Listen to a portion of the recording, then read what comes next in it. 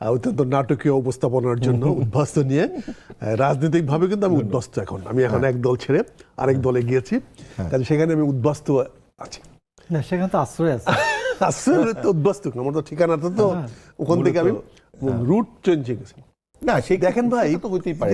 এটা কি আপনি টিপিক্যাল মাঝখানে একটু ছোট্ট প্রশ্ন করি, মানে এই যে আপনি বললেন যে এখন যেটা মানে ঠাকুর ভাইও মানে যেটা কারেকশন করে দিলেন আপনাকে, যে আপনি আশ্রয়ে আছেন, আপনি কি আশ্রয়ে আছেন নাকি মানে পার্মানেন্টলি চলে গেছে? এখন আর দেখেন, মনোজগতে আপনার কি ঘটছে এখানে আমার এখানে আপনি আমাকে আপনি চিন্তা করবেন আমি ভালো না খারাপ, আমি তো নিজেকে ওখানে আপনার ভালো বা খারাপ, আপনি কেমন আছেন? এখন আমি তো অবশ্যই ভালো আছি, এবং আমার এখানে ধরেন আমি যেটাকে বলার চেষ্টা করছি, আমি যদি এখন আমি বাঙালি না বাংলাদেশি, ও সেই বাইনারি তো অনেক পুরনো। এই বাংলাদেশে আর বাংলাদেশি হইতে হলে আমাকে একটা জিনিস এড করতে হয়, সেটা হচ্ছে ধর্ম।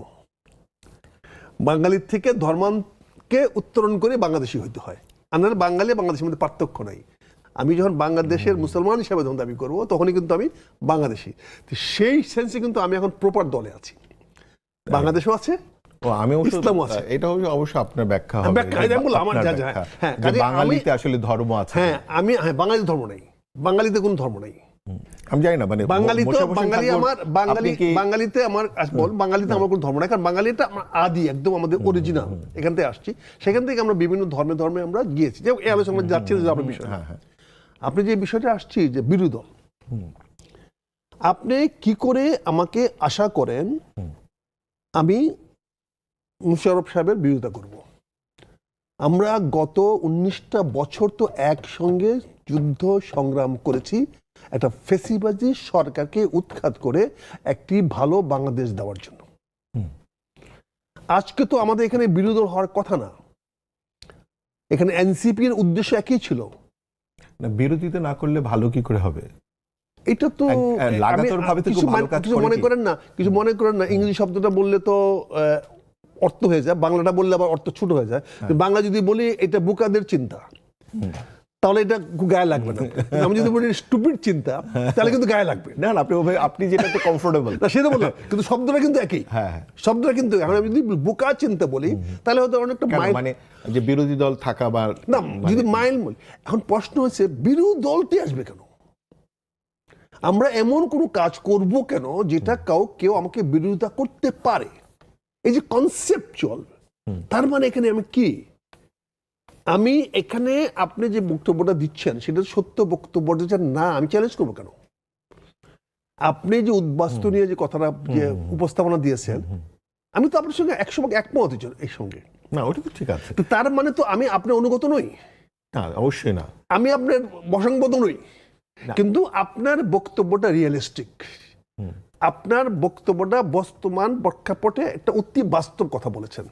হ্যাঁ, যেমন ধরেন এখানে যে আমি একটু ক্যাটাগরিক্যালি জিজ্ঞেস করি, যে যেমন ধরেন বাণিজ্য চুক্তি, তাহলে বিরোধী দল হিসেবে আপনারাও সেটাকে করেন। ব্রাহ্মণবাড়িয়াতে সিনেমা দেখতে দেওয়া হচ্ছে না, বিরোধী দল হিসেবে আপনারাও সেটা করেন। তারপরে হচ্ছে যে এখন রাস্তায় যে ধরেন পুলিশের গাড়িকে পিটিয়ে ভেঙে ফেলা হচ্ছে এই যে অটোরিকশা চালকরা, তাহলে আপনি কি মনে করবেন এটা সঠিক হচ্ছে? না, আমি তো সঠিক বেঠিক বলি না, আমি সরকার করবে, সরকারকে সহযোগিতা করব। সরকার যদি বলে আমি কাজটা করতে পারতেছি না, আমি তো পুলিশ উস্কায় দিই নাই, বা আমি তো পুলিশকে আঘাত করার জন্য কাউকে বলি নাই। আমি তো বলি নাই তুমি সিনেমা করতে দিও না, সিনেমা দেখতে দিও না। কিন্তু সেটা তো হচ্ছে, তারা হচ্ছে, সরকার বলুক, আমি তো বিরোধিতা করছি না, আমি তো উস্কায় দিচ্ছি না। তার মানে সরকার যেভাবে বলছে আপনি মনে করছেন ঠিকঠাক আছে? আমি তো আমি নীতিগতভাবে সরকার যা করছে তাই ঠিক, তাই কারণ আমি 19 বছর একসঙ্গে ঘর করেছি। হ্যাঁ, এটা আপনার ব্যক্তিগত। হ্যাঁ, আমরা আমরা 19 বছর বাংলাদেশ থেকে একভাবে চিন্তা করেছি যে আমাদের মতামতটা সঠিক, আওয়ামী লীগের মতামতটা রং। হ্যাঁ, কাজে আমরা আওয়ামী লীগ বিরোধী, যুগপৎ ছিলেন যখন, আমরা আওয়ামী লীগ বিরোধী। আওয়ামী লীগ এসে বলো যে আমরা 19 বছর না, আরো লম্বা মনে হয়, প্রায় 30 বছর কাছাকাছি আমরা অ্যাক্টিভলি এইটা গ্রুপ জামাত আমাদের আগেও আছে, কিন্তু এনসিপির জন্ম তার পরে হয়েছে, কিন্তু আমরা সবাই নীতিগতভাবে আওয়ামী বিরোধী। মানে এনসিপি এখানে আসলে এখন মানে আমরা বিষয় না আওয়ামী বিরোধী, এখনো আমরা আওয়ামী বিরোধী, এখানে আমরা ঐক্যমত। কাজে আমরা সরকারটা চালানোর জন্য আমরা বলছি যে আমরা জামাত তো 91 সনে বিএনপির সঙ্গে ক্ষমতায় আসছে, কিন্তু সে ক্ষমতা অংশ নেয় নেই। তার মানে এইভাবে আমরা বলবো কি, আমি দেখি আমরা আমাদের আচ্ছা আসেন, আমাদের মোশাররফ আমি হোসেন এক ঠাকুর লাইনে কনক্লুড করতে চাই, সেটা হচ্ছে আমরা বিরোধীদের নামে আমরা সামাজিক বিশৃঙ্খলা, রাজনৈতিক উচ্ছৃঙ্খলতা বা চলমান প্রবাহকে বাধাগ্রস্ত করতে চাই না। তাতে যদি আমাদেরকে আপোষ করতে আমরা করব, কিন্তু যদি সে যে সিনেমা যারটা দেখতে দিচ্ছে না, সে যদি সরকারের কাছে ব্যর্থ হইয়া বলে যে আমার এই দাবিটা সরকার দেখছে না, আপনারা দেখেন, আমরা 100 ভাগ দেখবো। তার আগে আপনারা আমি কি করে দেবো? তাতে আমার সরকারের কাজে বাধা দেওয়া হলো। ওকে, সরকার চাচ্ছে যে ব্রাহ্মণবাড়িয়াতে সিনেমাটা না চলুক। এটা খুবই মজার যে হ্যাঁ, সরকার মেজর চাচ্ছে। অবসরপ্রাপ্ত আখতারুজ্জামান, আপনি একটা নতুন ব্যবস্থাপনার কথা বলছেন, কিন্তু আমি এটা আসতে আমাদের শুরু রাজনৈতিক করছি। ব্যবস্থাপনা। এটা খুব সরকার সুন্দর। চাচ্ছে পুলিশ মার খাক। সরকার, আমি বলবো সরকার চাচ্ছে তার এসএসএফ মার ওকে, খাক। আমরা সেটা তাহলে categorically সরকার যাবো। আমাকে বলতে হবে যে ওকে কেন মারলো আপনি দেখেন। ঠিক আছে, আমরা একটু এইটা আমি বলার চেষ্টা করছি, মানে বুঝছেন? মোশাররফ হোসেন ঠাকুরের কাছে যাই। মোশাররফ ভাই, আচ্ছা, এই যে উনি যেটা বললেন, এটা এক ধরনের কিন্তু সমমনা বিরোধী দল আর কি। আমি যদি আমি বিরোধী দল না, এত বিরোধী দল না। মানে নামে বিরোধী দল কিন্তু সমমনা। আমি বললাম, যেহেতু আসন বন্টনে আপনারা ভাগ করেছেন, ওই পাশে বসলে বিরোধী দল। ওকে, না আমাদের তো মানে পার্লামেন্টারি তাই। মান্নু ভাই, হ্যাঁ, আমরা আলোচনাটা আগাই। ধন্যবাদ আপনাকে, আপনার দর্শক শ্রোতা এবং অপর বিজ্ঞ আলোচক আমার শ্রদ্ধেয় আক্তার ভাই, বিশিষ্ট মুক্তিযোদ্ধা। দেখুন, আক্তার ভাইয়ের সাথে আমি সবিনয়ে একটা বিষয়ে একটু দ্বিমত করি। সেটা হচ্ছে যে আমি বাংলাদেশি বাঙালি, এইটা বাংলাদেশি না বাঙালি, এটা নিয়ে বিতর্ক না করে খুব সহজ একটা সমাধান আছে। যেমন ব্রিটেনে আপনি একজন ব্রিটিশ, ইংলিশ, আপনি ক্যাথলিক অথবা প্রটেস্ট্যান্ট অথবা মুসলমান। আমি যদি আজকে বলি যে আমি বাংলাদেশি, আমি বাঙালি মুসলমান, আমি বাংলাদেশি চাকমা খ্রিস্টান, আমি বাংলাদেশি গারো খ্রিস্টান, নো প্রবলেম। বাংলাদেশি বাঙালির তো কোনো বিভেদ এখানে হলো না। এখানে যারা ইতিহাস এবং রাষ্ট্রবিজ্ঞান নিয়ে যাদের সমস্যা, এরা বাংলাদেশি বাঙালিকে এটা মুখোমুখি দাঁড় করিয়ে দিতে চান। কিন্তু আক্তার ভাই আপনি যদি বললেন ধর্ম হচ্ছে আসছে পরে ধর্ম তো আছে, আমি তো ধর্ম তো বাদ দিব না। আমার জীবনে তো ধর্ম আছে। তো বাঙালি থাকলেও ধর্ম থাকবে, আমি বাঙালি থাকলেও ধর্ম থাকবে, আমি চাকমা থাকলেও ধর্ম থাকবে। বাট এর আগে আমার যেহেতু 100 বছরের শ্রেষ্ঠ অর্জন আমার স্বাধীনতাটা হচ্ছে আগে। এই 100 বছরের মধ্যে আমরা, বা 200 বছর, 250 বছর, 400 বছরের মধ্যে এই ভূখণ্ড আমরা এইভাবে স্বাধীন ছিলাম না। দ্যাট ইজ 71-এ আমরা প্রথম এই ভূখণ্ডটা এইভাবে স্বাধীন হয়েছে। আক্তার ভাই এর মধ্যে একজন বীর মুক্তিযোদ্ধা, স্বাধীনতা যোদ্ধা বললেও অসুবিধা নেই। তো সেই ক্ষেত্রে স্বাধীনতা যুদ্ধের মাধ্যমে আমরা যে বাংলাদেশ পেলাম, আমরা বাংলাদেশি বাঙালি মুসলমান, বাংলাদেশি বাঙালি হিন্দু। এর বাইরে কমরুদ্দিন আহমেদের বাংলায় মধ্যবিত্তের আত্মপ্রকাশ, এইগুলিতে আপনি দেখবেন উনি বিশ্লেষণ করেছেন, বা মুসলমানরা দুইবার বাঙালি হইতে হয়েছে, মুসলমানরা বাঙালিটা চেষ্টা করে হইতে হয়েছে। আগে বাঙালি বলতে শুধু হিন্দুদেরকে বোঝানো হইতো। এগুলি অন্য আলোচনা, পেছনের আলোচনা, আমি না গেলাম।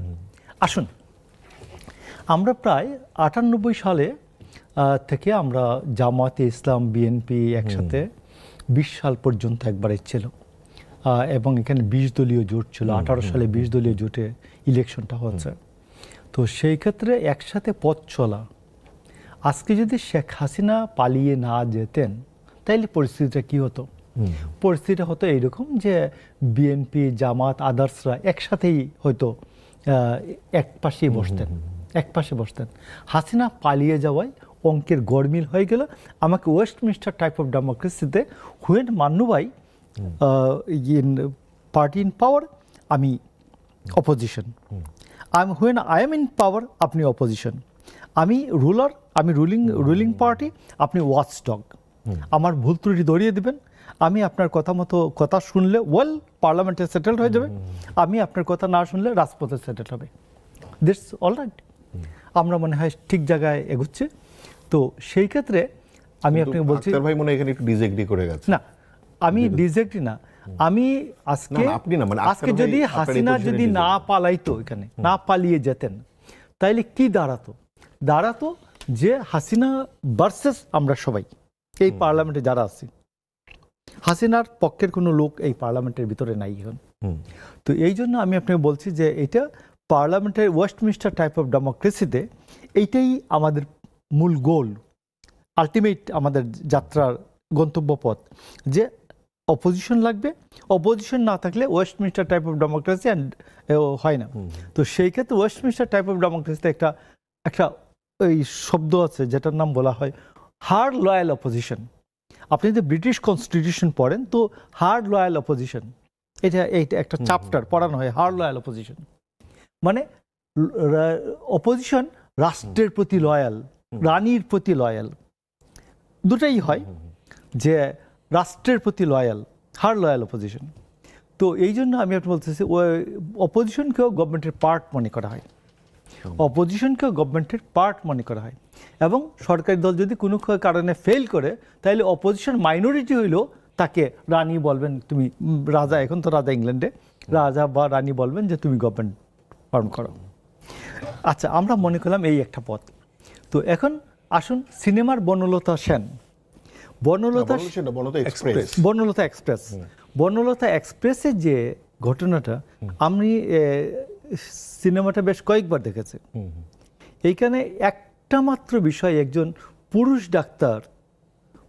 ডাক্তার যে এই বাচ্চা ডেলিভারি করিয়েছেন, এই পুরুষ ডাক্তার গিয়ে পেশেন্টকে বলেছেন মা। এরপরে আমার মনে হয় এই জায়গায় কোনো কথা থাকার কথা নয়।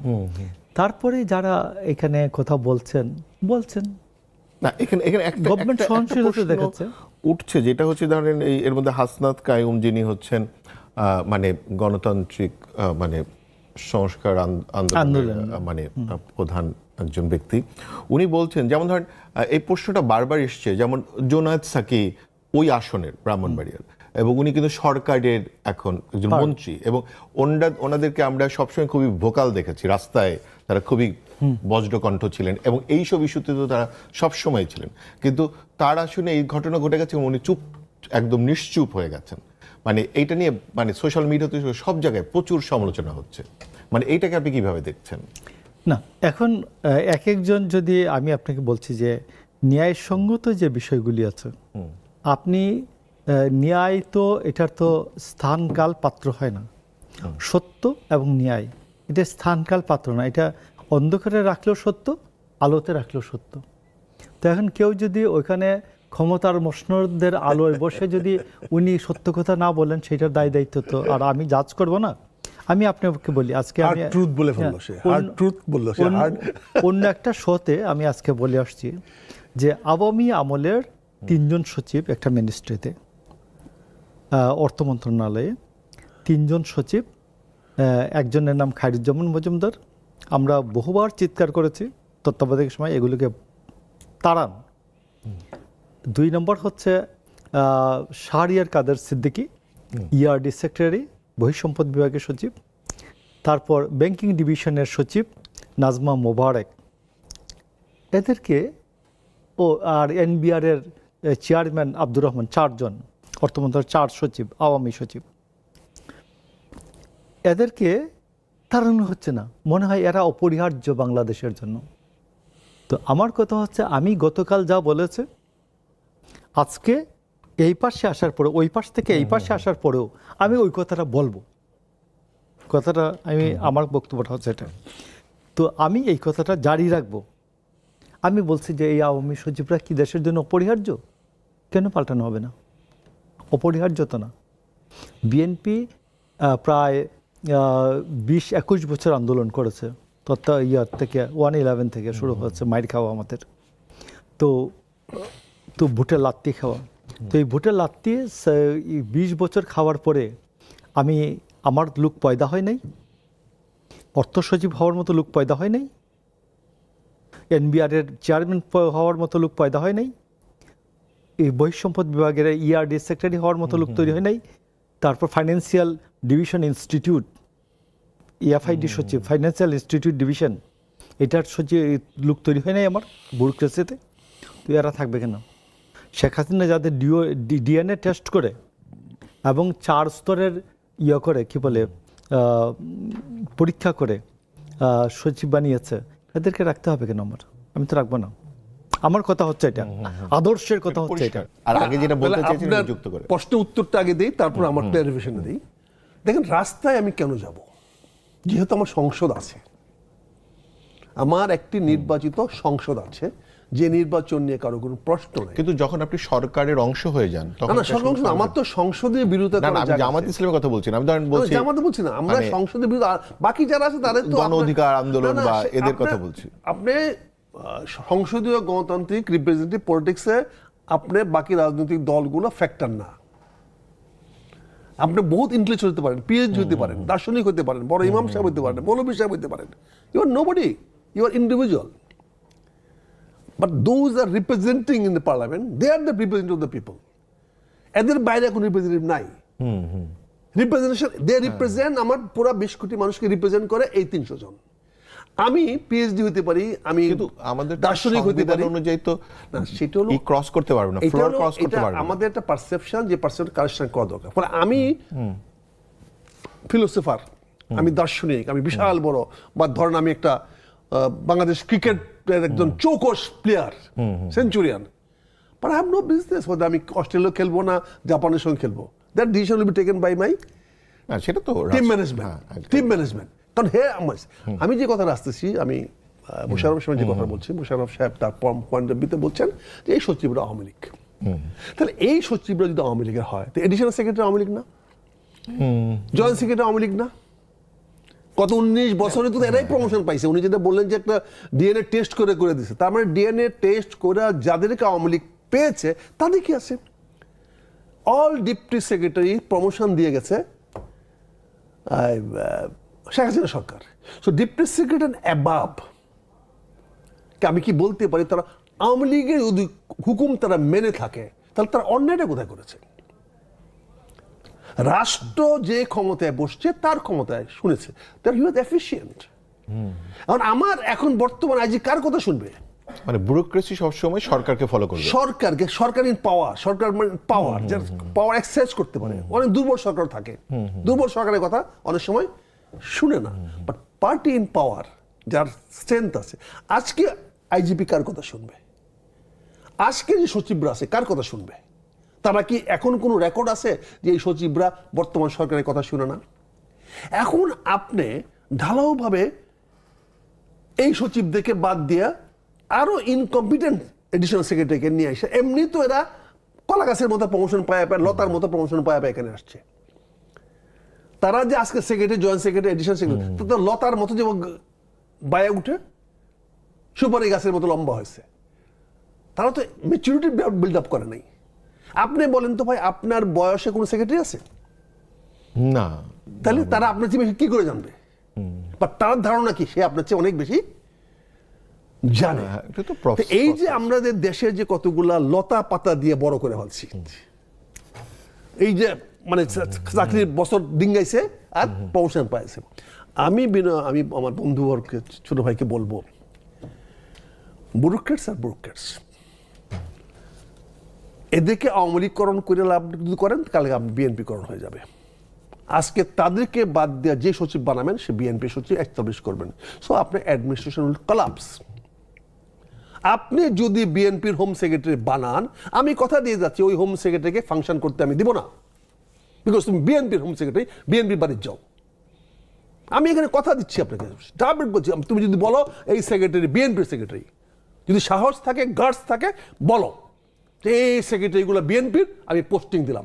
দেখি কোন একটা সেক্রেটারি চেয়ারে বসতে পারে কিনা, দায়িত্ব পালন করতে পারে কিনা। এখানে মানে আরেকটা বিষয়, ব্যুরোক্রেসি ইজ ব্যুরোক্রেসি। আরেকটা বিষয় হচ্ছে আমরা একটু একটা যদি ইতিহাসের দিকে তাকাই, আইয়ুব খানের সময় কিন্তু একটা দারুণ ঘটনা ঘটেছিল সিএস প্রফেসরের ক্ষেত্রে। আপনারা মানে আমাদের বেশ কিছু সিএস প্রফেসর ছিল যারা ঢাকা ইউনিভার্সিটিতে মানে বামপন্থী রাজনীতি করতে, এমনকি তাদের কারো কারো বিরুদ্ধে অনেক অভিযোগও ছিল। কিন্তু আইয়ুব খানের সময়টি খুব ইন্টারেস্টিংলি তারা ওই পরীক্ষায় পার্টিসিপেট করেছে এবং অনেকেই সিএস প্রফেসর হতে পেরেছে। এই যে অ্যাকোমোডেশন, মানে সেই অ্যাকোমোডেশনটা করতে হবে, কারণ এরা যে কিছু হোক, অনেকে পিএইচডি করছে, অনেকে এডুকেশন করছে, অনেকে শিক্ষা করছে, তার স্কিলটাকে। কাজে আপনি যদি আওয়ামী লীগকরণ করেন, তাহলে তার কাউন্টার বিএনপিকরণ করতে হবে। নাহলে আপনাকে বলতে হবে আমি বিএনপির কোন কাউকে সেক্রেটারি বানাবো না, যারা করে তারা বিএনপির না। দেখি তো একটা সেক্রেটারি পান কিনা আপনি। এখন সবাই লাইন দিবে এখন বিএনপি নেতাদের বাড়িতে।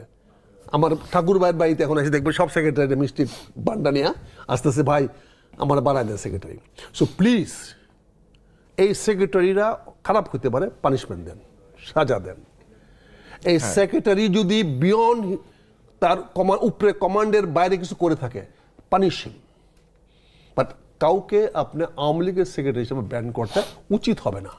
তাহলে আপনি আজকে যে সেক্রেটারি বানাবেন সে বিএনপি সেক্রেটারি হিসেবে ব্যান্ড হবে, ফলে he will not be effective. মানে যেটা হচ্ছে যে আপনার আইয়ুব খানের সময়ের কথা কেন বললাম, ওই সময় সিএসপি যেমন নিয়োগ হয়েছে ঠাকুর ভাই, দেখেন, একই সাথে হচ্ছে আবার তাদেরকে রাজনৈতিকভাবেও নিউট্রালাইজ করে ফেলানো হয়েছে। দেখেন অনেকগুলো মেধাবী। মুন্না ভাই, আমি এখানে দুইটা এক্সাম্পল মুশারফ বলা 71-এর পরে আমরা পাইলাম পাকিস্তানের কিছু deputy secretary, highest rank of deputy secretary, এবং কিছু কিছু এডিশন কিছু কিছু সেক্রেটারিরা মানে এডিসি র্যাঙ্কের লোক মুক্তিযুদ্ধ হওয়ার কারণে একটা ব্যালেন্স করতে গিয়ে আমরা সিনিয়র অফিসার থেকে কাট করলাম, করে ডিপ্টি সেক্রেটারি দেখে রাতারাতি এমকে আনোয়ার টেমকার এগুলোকে বানাইয়া আমরাই আবার লতার মতো উপরে দিকে উঠালো। ফলশ্রুতি কি হলো, বঙ্গবন্ধু শেখ মুজিবুর রহমানের অ্যাডমিনিস্ট্রেশন কলাপস করলো। জিয়াউর রহমান ক্ষমতা এসে কি করলেন, সব পুরোনোগুলো ডেকে রেখে রিপিট ডেকে নিয়ে আসলেন, পাকিস্তানি ফেরত ডেকে নিয়ে আসলেন, ডেকে নিয়ে এসে কি করলেন, সিনিয়রদের ব্যালেন্স করে উনি অ্যাডমিনিস্ট্রেশন চালাইলেন।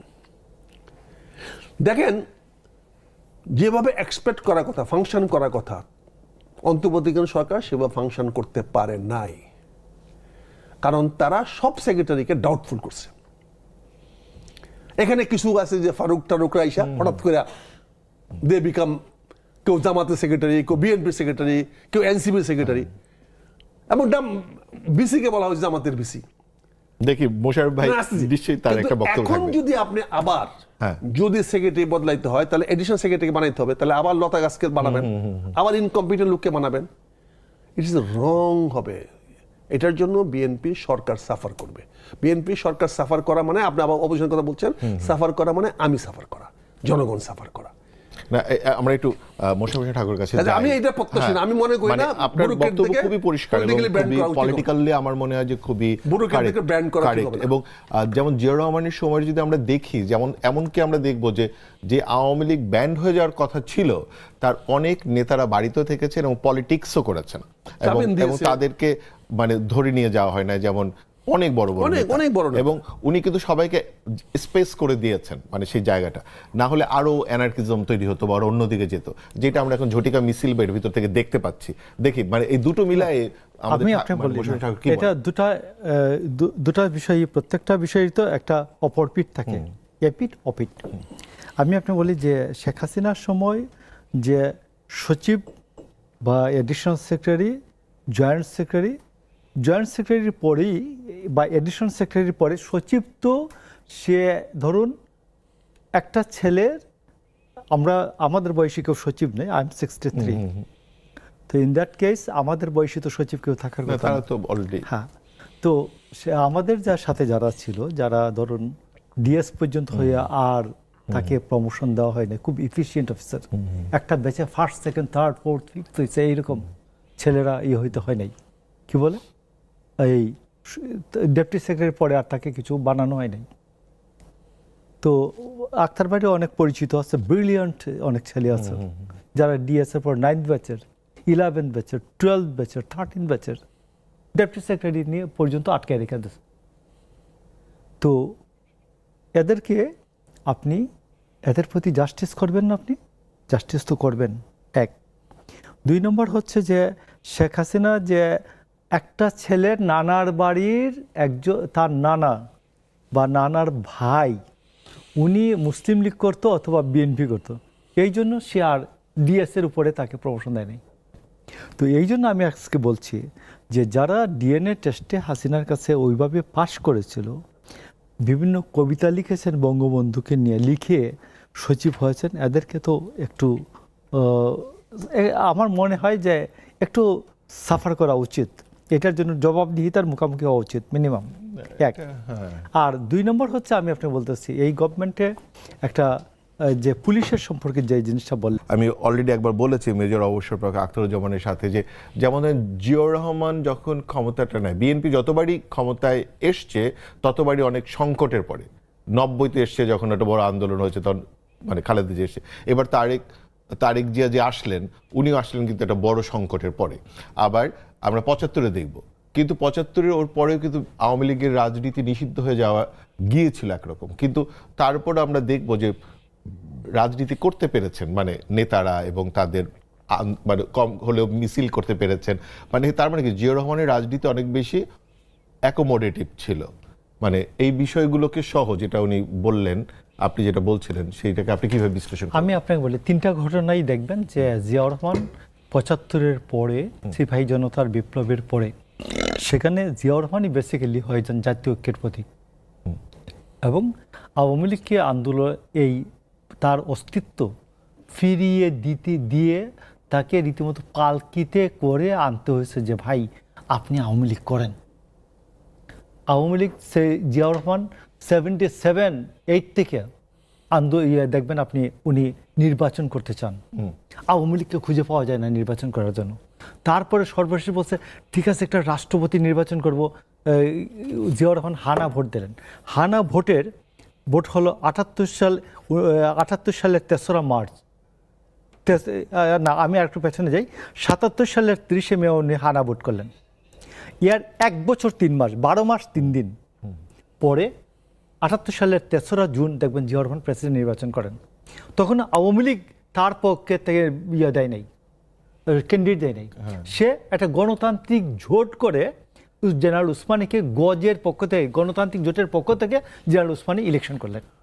এবং এর ঠিক পরের বছর ফেব্রুয়ারি মাসের মানে 8 মাস 15 দিন পর, 8 মাস 15 দিন পর ফেব্রুয়ারি মাসের 18 তারিখ নির্বাচন হয়।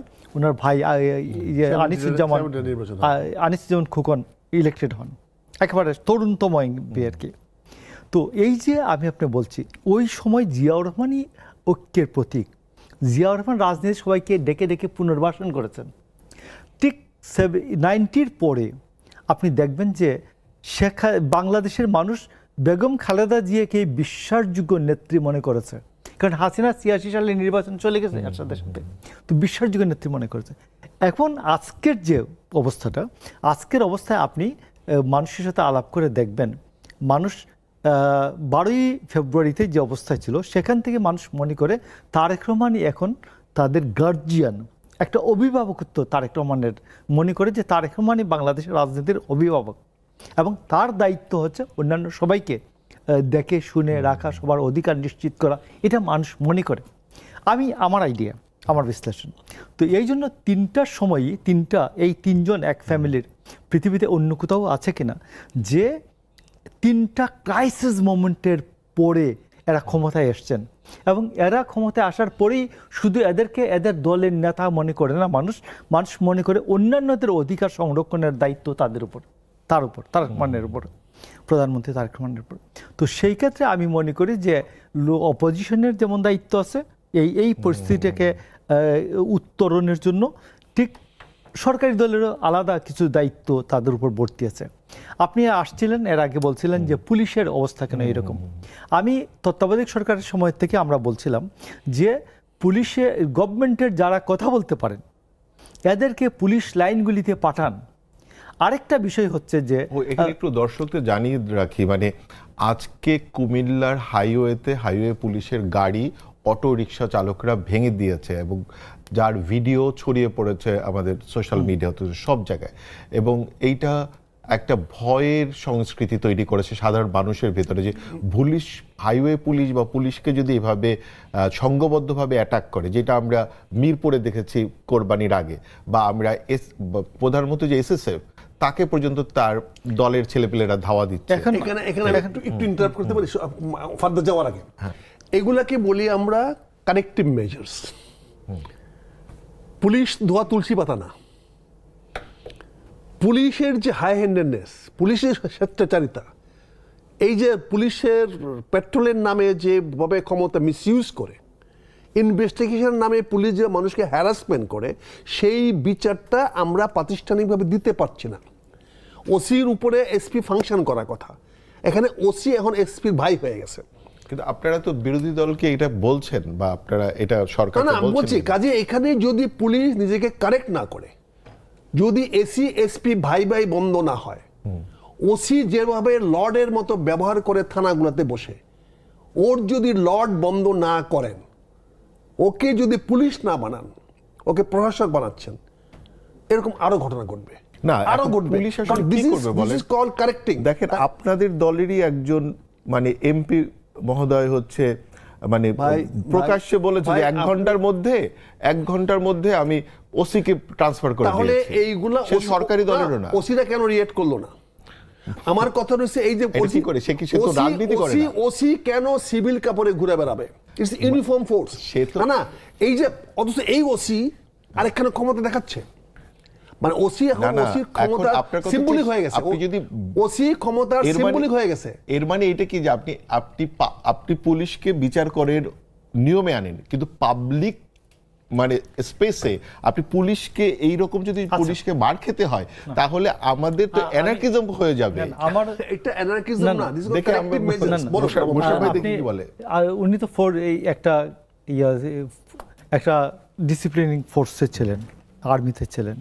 তো সেখানে প্রথম কথাটাই হচ্ছে যে কারোর উপর তলোয়ার ঝুলিয়ে রেখে, ঘাড়ের উপর তলোয়ার ঝুলিয়ে রেখে আপনি বলবেন যে তুমি সার্ভিস দাও আমাকে, এটা হবে না।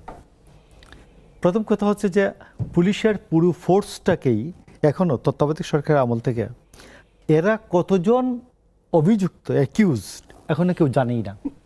আপনাকে বলতে হবে এই আমার 2,13,000 ফোর্স আছে, 2,13,000 ফোর্সের মধ্যে আমার 2,000 অথবা 5,000, এই 5,000 জন হচ্ছে অভিযুক্ত আমার গণ অভ্যুত্থানের সময়। এটা ক্লিয়ার বলবেন। এবং এই 5,000 বা 2,000 3,000 এরা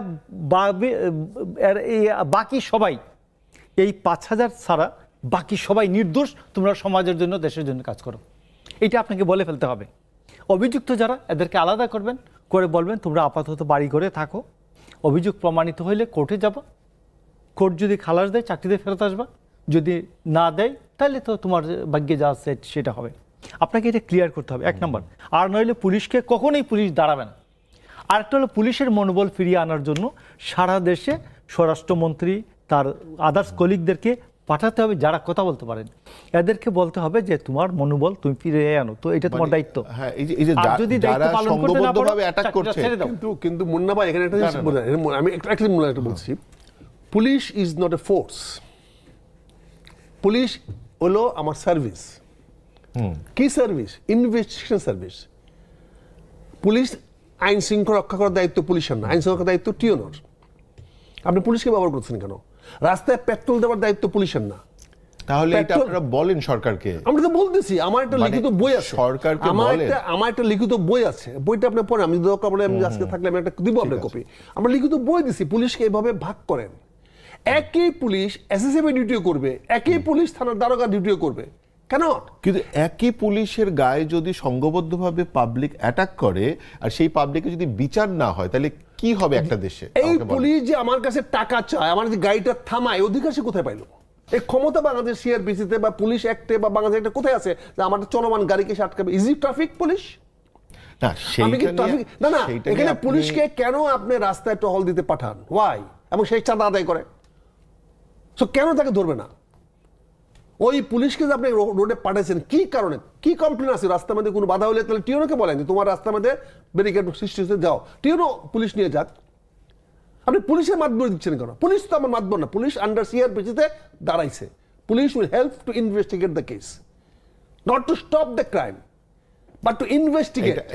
investigate and submit a chargesheet. অবশ্যই পুলিশকে আপনি মিসইউজ করতেছেন, পাওয়ার হিসাবে, পাওয়ার ডান্ডা হিসেবে ব্যবহার করতেছেন। পাওয়ার ডান্ডা হিসেবে পুলিশকে হইতে দেওয়া হবে না, আর এটা প্রতিরোধ করা হবে। পুলিশকে আর ক্ষমতা যে বিভিন্ন জায়গায় আওয়ামী লীগের ঝটিকা মিছিল হচ্ছে এবং বিশেষ করে নোয়াখালীতে বেশ বড় মিছিল হয়েছে, এমনকি পুলিশকেও পিছু হটে যেতে হয়েছে, আর অন্যান্য জায়গায় মুখে মাস্ক লাগিয়ে মানে করা হচ্ছে।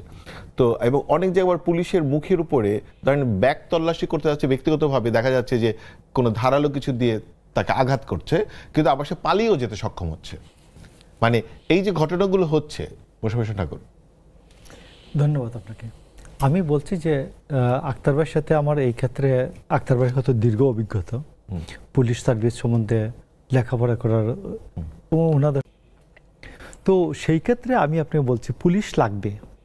এখন পুলিশটা আপনি কিভাবে চান, আপনার জনগণ কিভাবে চায়, আর আপনি কিভাবে চান, আর আপনি কিভাবে চান। আপনি পুলিশকে জাস্ট ক্ষমতার বরকন্দাজ হিসাবে ব্যবহার করবেন, নাকি জনগণের সার্ভিসের জন্য ব্যবহার করবেন। দুষ্টের দমন, শিষ্টের পালন, এইটা হলো পুলিশের মূল কথা। তো সে পুলিশ আমাদের অনেক জায়গায় দুষ্টের পালন করে, শিষ্টের দমন করে। তো একজন মানুষ বিপদগ্রস্ত হয়ে যদি যায়, মোবাইল হারিয়ে, মোবাইল ছিনতাই হয়েছে, তো তাকে আবার উল্টা টাকাও দিতে হয়। তো তখন তো যাই, আমি আপনাকে বলছি যে পুলিশকে, পুলিশের যে সংজ্ঞা আছে সেই সংজ্ঞাই পুলিশকে ব্যবহার করতে হবে। এখন পুলিশের মনোবল ফিরিয়ে আনার জন্য কি কি করতে হবে, আমার কথাটা হচ্ছে পুলিশের মনোবল ফিরিয়ে আনতে হবে। যে লোকটা ছুরিকাঘাত করে পালিয়ে গেল, তার ব্যাগ তল্লাশি করতে গেছে পুলিশ, এখানে তো পুলিশ কোন দোষ করে নাই। না না, আচ্ছা, তো পুলিশকে যে আঘাত করে যে পালিয়ে গেল, সে তো দুষ্ট মানুষ, তাকে দমন করতে পুলিশ গেল না কেন? এইটা তার মনোবলের সমস্যা। তো সেই ক্ষেত্রে আমার কথা হচ্ছে যে পুলিশের মনোবল ফিরিয়ে আনার জন্য গণ অভ্যুত্থানে কতজন মানুষ অভিযুক্ত, এটা আপনাকে আইডেন্টিফাই করে ফেলতে হবে, পরিষ্কার করে ফেলতে হবে, করে বলতে হবে এরা দোষী, এটা সরো। তারপর যদি শেখ হাসিনা 17 বছরে কেউ যদি বিশেষ রকম কোনো অপকর্ম করে থাকে, এদেরকেও আপনি তারপরে সরান। সরিয়ে বাকি যে লোক থাকবে, আমার 2,10,000 হোক, 2,05,000 হোক, এদেরকে আপনি ফ্রি তাদের মতো করে কাজ করতে দেন। এইটা হলো আমার বক্তব্যটা। এখন যে বাংলাদেশে যে কাজটা হচ্ছে, যে এইভাবে বাংলাদেশের পুলিশকে, যেটা আমি যে আক্তার ভাই বলবেন বাকিটা, যে পুলিশকে আমি সব কাজই করাচ্ছি, সব কাজে পুলিশকে দিয়ে করাচ্ছি। তো এইটা আমার মনে হয় এই ক্ষেত্রে অপোজিশনরা কিভাবে পুলিশ চান, এটা পার্লামেন্টে বলতে পারেন। যাদের নতুন মানুষ, অভিজ্ঞতা নাই, যারা অভিজ্ঞতা সম্পন্ন মানুষ আছে, তাদের কাছ থেকে অভিজ্ঞতা নিয়ে কথা বলবেন, ফ্লোর নিয়ে কথা বলবেন। তো আমার বক্তব্যটা এরকম। আর বাকি যেটা আছে আমলাতন্ত্র যদি ধরুন কথাবার্তায় যদি আপনি শুরুতেই মনে হয় আমি বসার সাথে সাথে আমি খুব ইনফেরিয়র, তা আমি আপনার কথার উত্তর তো, সব কথা তো উত্তর তো হবে না। তো সেই ক্ষেত্রে আমাদের ব্যুরোক্রেসি এবং আমাদের যারা জনপ্রতিনিধি এখানে প্রশাসন চালাচ্ছেন, এদের প্রত্যেকেরই ব্যক্তিগত পড়াশোনা, অভিজ্ঞতা, পার্সোনালিটি, ব্যক্তিত্ব, এইগুলোর উপর নির্ভর করে তাদের কথা আমলাতন্ত্র কতটুকু শুনবে। খুবই ভালো বলেছেন মেজর অবসরপ্রাপ্ত আখতারুজ্জামান। আপনি কি এই বিষয়ে আর কিছু যুক্ত করতে চান? না হলে আমি আরেকটা বিষয় নিয়ে আলাপ যেতে যুক্ত চাই। মানে কি, he is very correctly said, a civil society without police চিন্তা করা যায় না, চিন্তার বাইরে। বিকজ ক্রাইম হবে, ক্রাইম তো ইনভেস্টিগেট করতে হবে কাউকে। আমি বললি তো ক্রাইম না, ক্রাইম ঘটেছে, এখন ইনভেস্টিগেট করতে, wheel investigate, that is the police. আমাকে পুলিশ ট্রেন করতে হবে। আমি এখানে বলছি আমার নিজের কথা বলা ঠিক না। আজকেও আমি এইটার ব্যাপারে, আজকে নয়া দিগন্ত আমার একটা দেখা আসছে, আপনি পড়েন কিভাবে আমার দেশের বাজেটে আমরা জনগণকে সমৃদ্ধ করে বাজেটটাকে আমরা আরো বেশি কার্যকরী করতে পারি। এখানে আমার ডিফেন্স লাইনকে আমি তৈরি করতে পারি। পুলিশের উপরে আমি ফ্রম দ্য ইউনিয়ন পর্যায় থেকে নিয়ে সেন্ট্রাল পুলিশ পর্যন্ত, ঢাকা মেট্রোর মতো আমি 5 টায়ার অফ পুলিশের আমি একটা বই লিখেছি, 5-6 মাস হয়ে গেছে। আমি জানি না এই দেশে কোনো ইন্টেলিজেন্স আছে কিনা। টাইটেলটা যদি বলেন। আগামী বাংলাদেশ, এই বইটা পাবলিশ হয়েছে, কিন্তু এই পর্যন্ত আমাকে এসবি জিজ্ঞাসা করলো না যে এটা কি লিখছেন আপনি। বুঝতে পারছেন? এইগুলো আমার দেশের পুলিশ। তুমি কি বলবেন?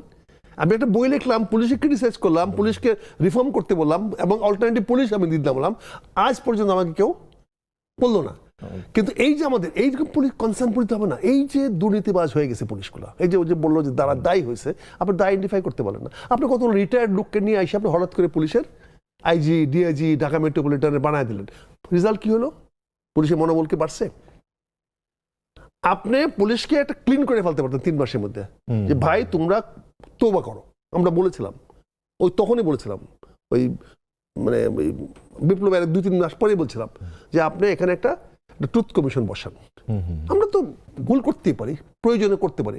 আজকে আমরা এখানে কথা বলতে আসছি, আমাকে তো কথা বলতে হবে, আপনাকেও লয়ালটি দেখাই। আপনার এই মিডিয়ার বিরুদ্ধে তো আমি কথা বলতে পারবো না। এখন আপনি যদি বলে বেটা তুমি দালালি করতে গেছেন এক্সাস টেলিভিশনে, হ্যাঁ ওখানে তো কিছু বললাম না, এটা কি হয়? এটা কতগুলো মানুষের আছে। পুলিশ ছাড়া আমরা বাঁচতে পারবো না, we need a police. But বর্তমানে যে পুলিশ আছে, এই পুলিশ যদি নিজেরা কারেক্ট না করে, আপনার থানা পর্যায়ে কোনো রকম সুষ্ঠু বিচার কেউ পাচ্ছে না। চোর ডাকাতরা থানায় গিয়ে বসে থাকে এবং এসপিরা ওসিরা টি শার্ট পরিয়া ঘুরে বেড়ায়, ইউনিফর্ম পরে না, এবং গ্রামে গিয়ে তারা এখন ফুটবল খেলায়, বুঝছেন না? তারা পুলিশের দায়িত্ব হয়েছে মাদক নিয়ন্ত্রণ করা। পুলিশের দায়িত্ব মাদক নিয়ন্ত্রণ করা না, মাদক আমার নিয়ন্ত্রণকারী আছে, মাদক অধিদপ্তর আছে। মানে যেখানে যেখানে টাকা পয়সার ব্যাপার আছে, এখানে পুলিশকে সবার আগে পাবেন। আপনি বস্তি উচ্ছেদে পুলিশ পাবেন। ঠিক আছে। এখন আমি যে কথাটা বলতে চাচ্ছি, আওয়ামী লীগের যে কথাটা বললেন, আমি মনে করি enough is enough. Awami League অপরাধ করেছে, শাস্তি যারা পাওয়ার শাস্তি দেন, বিচারে নিয়ে আসেন। কিন্তু ঢালাও ভাবে, বা আমি মুশারফ সাহেবের সঙ্গে যেটা ডিফার করলাম, আপনি মিস্টার করিম ও রহিম সচিব যদি খারাপ থাকে, পানিশ হিম, ডোন্ট চেঞ্জ হিম। আচ্ছা, আর এখানে শেষ করতেছি, আওয়ামী লীগের রাজনীতি করার মাঠ খুলে দেন, বিনা বিচার যাদের আটক রাখছেন এদেরকে জামিন, অনতিবিলম্বে জামিন দেন। আপনার কোনো রাইট নাই, যেখানে সংবিধান অনুযায়ী সরকার চালাচ্ছেন, সাংবিধানিক সরকার চলছে। শিওর যে আপনি এই কথা বলতে চান? অবশ্যই বলতে চাই, দায়িত্ব নিয়ে বলতে চাই। যদি এই সরকার সাংবিধানিক হয়ে থাকে, তাহলে আপনি কাউকে বিনা বিচার আটক রাখতে পারেন না।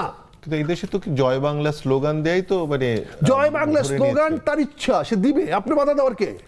হু আর ইউ?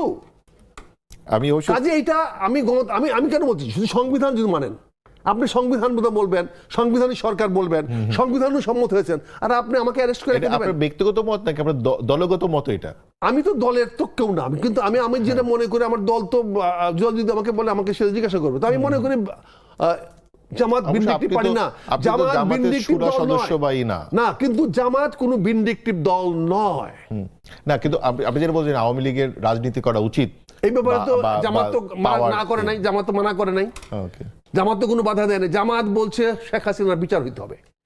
জামাত বলছে যে যারা অন্যায় করেছে, অপরাধ করেছে, তাদের বিচার হইতে হবে। খুবই ইন্টারেস্টিং মেজর অবসরপ্রাপ্ত আখতারুজ্জামান, যে প্রকাশ্যে খুব কম লোক এই কথা বলছে যে আওয়ামী লীগকে রাজনীতি করতে দিতে হবে। আপনি বললেন আওয়ামী লীগটা কি বাংলাদেশের মানুষ না? আমরা একটা সুবিধা নিব, একটা ছোট্ট সুবিধা নিব, কারণ আমাদের সাথে মোশাররফ হোসেন ঠাকুর আছেন, ওনার একটা প্রথম পরিচয় হচ্ছে উনি শিক্ষক। কিন্তু আমরা শিক্ষকদের নিয়ে মহা মুসিবতের মধ্যে আছি বেশ কিছুদিন ধরে। আমাদের এখানে মাদ্রাসা শিক্ষককে নিয়ে আছি, বিশ্ববিদ্যালয় শিক্ষককে নিয়ে আছি, তারপরে বাংলাদেশি বংশোদ্ভূত যারা দেশের বাইরে শিক্ষকতা করেন, সেইখানে যুক্তরাজ্যে এবং যুক্তরাষ্ট্রে একজন হচ্ছে ধর্মীয় শিক্ষা দেন, আরেকজন হচ্ছে মেয়েদের স্কুলে করেন, সেখানে গোপনে ছবি তোলেন, এবং নানা ধরনের ব্যভিচার, মানে যৌন নির্যাতন, এগুলোর ভিতরে এরা যুক্ত হচ্ছেন। আচ্ছা, এই যে বাংলাদেশি যারা, এবং এরা সবাই মুসলমান। না, তাকে প্রশ্ন দেওয়ার আগে আমি বলছি, এই নিউজটা আমি একটু আগে চেক ব্যাক করছি। ওকে, এগুলো সঠিক না। কোনটা? এই একটা নিউজ সঠিক না, এগুলো প্রপাগান্ডা। তাই কি? না, এটা তো আমি অথেন্টিক সোর্স জিজ্ঞাসা করছি, তারা বলছে এরকম অথেন্টিক নিউজ নাই, বাট এটা সোশ্যাল মিডিয়াতে ছড়ানো হচ্ছে।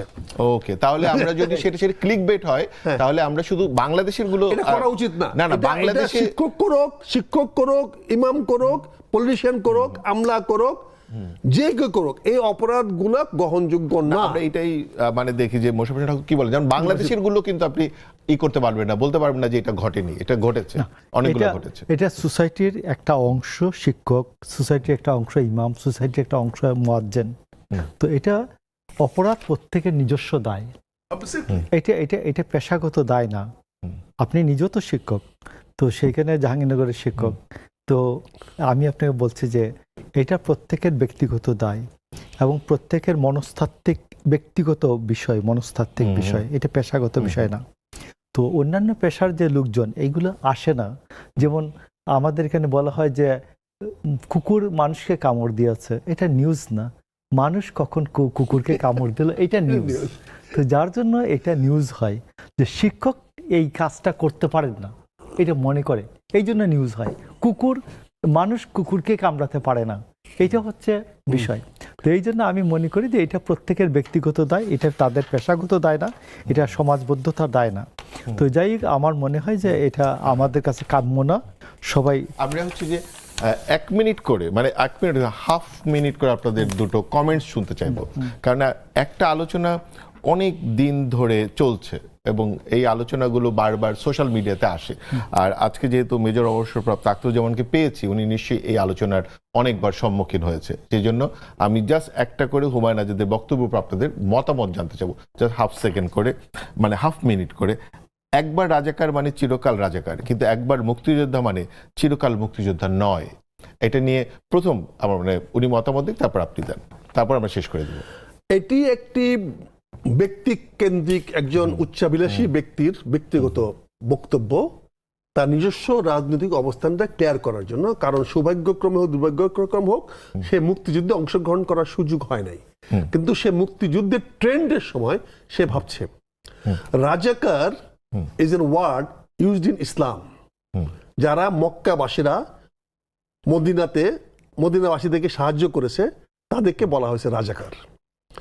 সো ওই রাজাকার আর বাংলাদেশে বিহারিদেরকে দিয়ে যে আনসার বিডিপির বিকল্প বানানো হয়েছিল, এইটার এক রাজাকার। হুমায়ুন আজাদের অতটুকু জানি না, অনেক বড় কবি, অনেক বড় কিছু মরে গেছে দেখে তো আর বড় হয়ে গেছে। তো সে তো রাজাকারের অর্থই বুঝে না, রাজাকার কাকে বলে বুঝে না। তো রাজাকার শব্দটা হচ্ছে আরব থেকে, যেখানে যারা মক্কা ইসলাম প্রচারে সহায়তা করেছে। তার মানে I am proud of that razakar, I am proud of that razakar, যে আমি বাংলাদেশের মানুষকে ইসলাম শিক্ষার জন্য সহায়তা করতে চাই। বাট আই হেট রাজাকার অফ পাকিস্তান। যারা who are the collaborators of Pakistan? Who are the collaborator, not collaborator. Collaborator অন্য জিনিস, রাজাকার ইজ নট কোলাবোরেটর। ওকে, রাজাকার যারা আমার এই সমস্ত ছোট লেভেলে কাজ করছে, আই হেট দোজ রাজাকার যারা বাঙালি হইয়া বাঙালি বিরুদ্ধে গেছে। আর বিহার রাজাকার দিকে আমি ঘৃণা করি না। তারা তো পাকিস্তান ঘৃণা করতে হবে, তারা তো পাকিস্তান অ্যাম্বাসেডার এখানে আসতে পারে না, তারা তো পাকিস্তানের স্পিকার বাংলাদেশে আসতে পারে না, because he was that culprit. Okay, সেও তো সেই কালপ্রিট, আমরা তাকে হচ্ছে বাঁচতে যে দিতে পারি না। মোশাররফ হোসেন ঠাকুর, আপনি যদি খুব ছোট করে। পাকিস্তানি সেনাবাহিনীর, পাকিস্তানি বাহিনীর যে সহযোগী বা সহকারী হিসাবে কাজ করেছে বাংলাদেশের যে রাজাকার 71 সালে, এরা অবশ্যই ঘৃণিত, আর এরা চিরকালই ঘৃণিত। আর যারা মুক্তিযুদ্ধে অংশগ্রহণ করেছিলেন এরা চিরকালই গর্বিত। আমাদের ডক্টর হুমায়ুন আজাদ, তিনি একজন ভালো ভাষাবিজ্ঞানী, ভালো লেখক, তারপর রগড় লেখক, তো যৌনতা নিয়ে লিখেছেন প্রচুর, নারী লিখেছেন। তো এই ভদ্রলোকের যে থিওরিটা, রাজাকার চিরকাল রাজাকার, মুক্তিযোদ্ধা চিরকাল মুক্তিযোদ্ধা নয়, বরঞ্চ রাজাকারের মধ্যে পরিবর্তন হতে পারে। আর মুক্তিযুদ্ধের জন্য তিনি যে ঝুঁকি নিয়েছিলেন ওই সময়, তিনি চিরজীবনই গর্বিত থাকবেন। মুক্তিযোদ্ধা হিসাবে একজন মুক্তিযোদ্ধা চিরজীবনই গর্বিত থাকবেন, তিনি যেখানেই যাক। তার ওই অংশটা মানে গৌরবান্বিত অংশ, ওই সময় তার যে পার্টিসিপেশন, ওইটা গৌরবান্বিত অংশ। খুব ভালো বলেছেন। অনেক মানুষের বুকের পাটা হয় নাই সেই দিন। যুদ্ধ, আমি শেষ করি ভাই, যুদ্ধ হচ্ছে জীবন এবং মৃত্যু, এর মাঝামাঝি কিছু নাই। পৃথিবীতে সব জায়গায় আমাকে পুলিশ ধরছে 24 আন্দোলন সময়, আমাকে তো পুলিশ ধরে মানেই তার রাইট জন্মায় না আমাকে মেরে ফেলবে। বাট যুদ্ধের সময় আমার অপোজিশন যে দাঁড়িয়েছে, সে গুলি করছে, আমি গুলি করছি, আমার রাইট তাকে মেরে ফেলা, তার রাইট আমাকে মেরে ফেলা।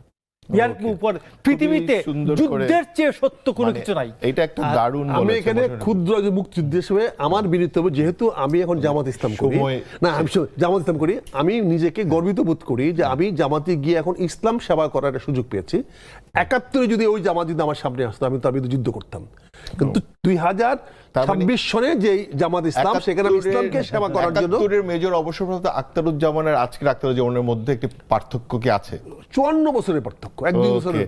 আমি ছিলাম তখন একটু কিশোর, আর এখন একদম বয়স্ক। মোশাররফ হোসেন ঠাকুর দারুণ বলেছেন যে যুদ্ধে যিনি গিয়েছেন এবং যে সোনার সন্তানরা এই দেশ থেকে যুদ্ধে গিয়েছিলেন, এই দেশকে স্বাধীন করেছিলেন, তারা দেশের জন্য এবং ওই পার্টিকুলার সময়ের জন্য তারা সোনার সন্তানই। অতএব